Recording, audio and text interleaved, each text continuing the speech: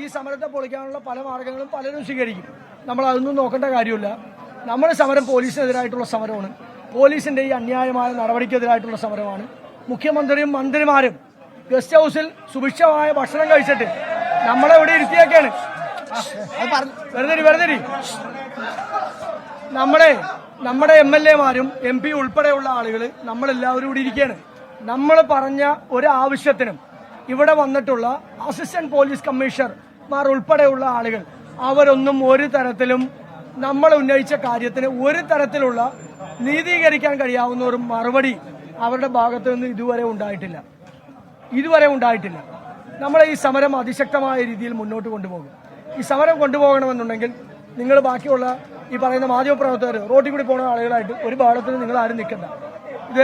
ഇത് തികച്ചും പോലീസിനെതിരായി നടത്തുന്ന സമരമാണ്. ജനാധിപത്യ വിരുദ്ധമായിട്ടുള്ള നടപടികൾക്കെതിരായി നടത്തുന്ന ഒരു സമരമാണ്. ആ സമരം പൊളിക്കാനായി പല മാർഗങ്ങളും പലരും ഉപയോഗിക്കും. അതിനൊന്നും നിങ്ങൾ വകവെക്കണ്ട. അതൊക്കെ വിട്ടുകളഞ്ഞേക്കാം. ഇത് പോലീസിനെതിരായിട്ടുള്ള സമരമാണ്. നമ്മൾ നോക്കാം, കുറച്ചു നേരം കൂടി നമുക്ക് നോക്കാം എന്താണെന്നുള്ളത് കേട്ടോ.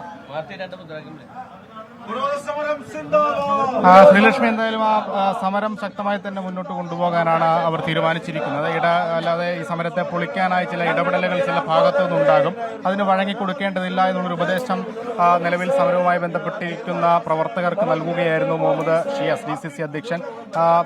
ഇപ്പോഴും നേരത്തെ സംസാരിച്ചുകൊണ്ടിരുന്ന ചർച്ച അത് പരാജയപ്പെടലിന്റെ വക്കിലെത്തി എന്നുള്ളതാണ് നേതാക്കൾ പറയുന്നത്. അതായത് ഒരു തരത്തിലുള്ള അനുകൂല നിലപാടും യൂത്ത് കോൺഗ്രസ് അല്ലെങ്കിൽ ഈ പോലീസ് അവർ ചർച്ചയിൽ മുന്നോട്ട് വയ്ക്കുന്നില്ല എന്നുള്ളതാണ് നമുക്ക് മനസ്സിലാക്കാൻ സാധിക്കുന്നത്. അതുകൊണ്ട് തന്നെ സമരം സന്ധിയില്ലാതെ തുടരും എന്നുള്ളൊരു പ്രഖ്യാപനത്തിലേക്ക് നേതാക്കൾ പോകുന്നു.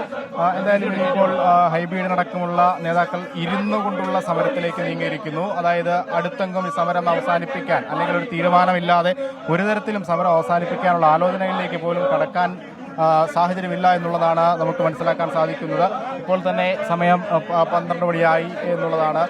അങ്ങനെ ഈ രാത്രി വൈകിയും അർദ്ധരാത്രിയോടുകൂടിയും നിരവധി പ്രവർത്തകരുടെ സാന്നിധ്യത്തിൽ ഈ സമരം പാലാരിവട്ടം പോലീസ് സ്റ്റേഷനിൽ തുടരുകയാണ്.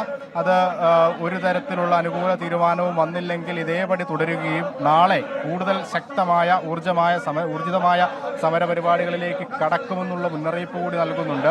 എന്തായാലും നവകേരള സദസ്സുമായി ബന്ധപ്പെട്ട് ജില്ലയിലെത്തിയ മന്ത്രിമാരെല്ലാം തന്നെ, മുഖ്യമന്ത്രി അടക്കമുള്ളവർ എറണാകുളം ഗസ്റ്റ് ഹൗസിൽ തുടരുകയാണ്.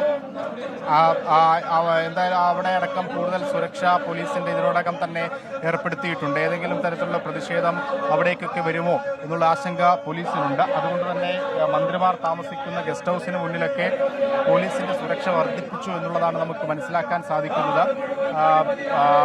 നാളെ കൂടുതൽ സമരവുമായി തെരുവിലേക്ക് ഇറങ്ങാൻ തന്നെയാണ് കോൺഗ്രസിന്റെ തീരുമാനം. അതടക്കമുള്ള കാര്യങ്ങളിലാണ് അല്പസമയം മുമ്പ് DCC അധ്യക്ഷൻ മുഹമ്മദ് ഷിയാസ് ചില കാര്യങ്ങൾ വ്യക്തമാക്കിയത്.